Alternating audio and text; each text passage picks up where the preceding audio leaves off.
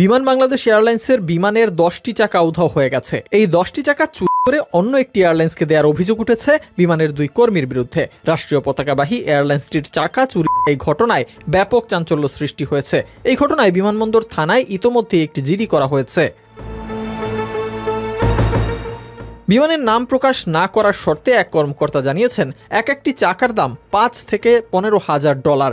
এই হিসেবে বিমানের কর্মীরাই প্রায় কোটি টাকার চাকা বিক্রি করে দিয়েছেন। তিনি জানান, এসব চাকা ব্যবহার করা হয়েছিল এবং এগুলো হ্যাঙ্গারের পাশে অকশন শেডে রাখা ছিল। বিষয়টি নিয়ে বর্তমানে তদন্ত চলছে।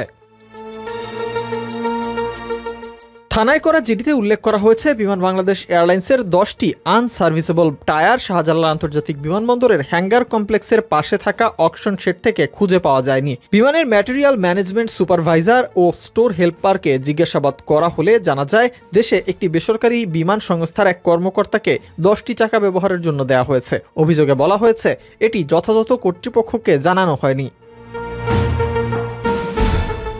সম্প্রতি বিমানের একাধিক উড়োজাহাজে ত্রুটি দেখা দিয়েছে। এসব ঘটনায় রক্ষণাবেক্ষণের ব্যবস্থা নিয়ে প্রশ্ন ওঠে। এরপরই নতুন করে সামনে এলো চাকা চুরির এমন ঘটনা।